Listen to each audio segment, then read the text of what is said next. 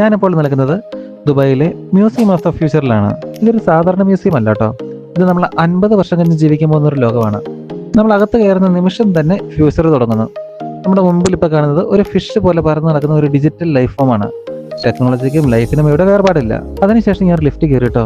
പക്ഷെ ഇതൊരു സാധാരണ ലിഫ്റ്റ് അല്ല, സ്പേസ് ഷട്ടിൽ മോഡലിൽ ഡിസൈൻ ചെയ്തിരിക്കുന്ന ഒരു ലിഫ്റ്റാണ്. ലിഫ്റ്റ് മുകളിലേക്ക് പോകുമ്പോൾ നമ്മൾ ശരിക്കും സ്പേസിലേക്ക് യാത്ര ചെയ്യുന്ന ഒരു വൈബാണ്. തുടർന്ന് മുമ്പോട്ട് പോകുമ്പോൾ സോളാർ സിസ്റ്റം നേരിട്ട് കാണുന്ന പോലെ തോന്നിക്കുന്ന ഒരു സ്പേസ് എക്സ്പീരിയൻസും, അതുപോലെ കാൽ വയ്ക്കുമ്പോൾ മണൽ ജീവിക്കുന്ന പോലെ തോന്നുന്ന ഡെസേർട്ടിൻ്റെ ഫ്യൂച്ചർ ഫീലിങ്ങും, പിന്നെ ഒരു വലിയ സ്ക്രീനിൽ കാടുകളും മരങ്ങളും മൃഗങ്ങളും വെള്ളവും ചേർന്ന് കേരളത്തിൻ്റെ മുഴുവൻ എക്കോസിസ്റ്റം എങ്ങനെ പരസ്പരം കണക്ട് ചെയ്തിരിക്കുന്നു എന്നൊക്കെ നമ്മൾ കാണുന്നുണ്ട്. ഇതാണ് കേട്ടോ ഇവിടുത്തെ കിടുക്കാച്ചി സ്പോട്ട്. ഈ മ്യൂസിയത്തിൻ്റെ ആകൃതിയും ദുബായ് നഗരത്തിൻ്റെ ഭംഗിയും ഒരേ ഫ്രെയിമിൽ കിട്ടുന്ന വ്യൂയിങ് ഡെക്ക്. അത് കഴിഞ്ഞ് ഞങ്ങൾ അടുത്ത മുറിയിലേക്ക് പോയിട്ടോ.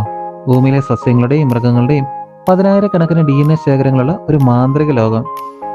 അവസാനം തിരിച്ച് താഴേക്ക് ലിഫ്റ്റിൽ ഇറങ്ങുമ്പോൾ ലിഫ്റ്റിലാണെന്ന് നമുക്ക് ഒരിക്കലും തോന്നിയല്ല, മുന്നോട്ട് നീങ്ങുന്ന പോലെയാണെന്ന് ഡിസൈൻ ചെയ്തേക്കുന്നത്.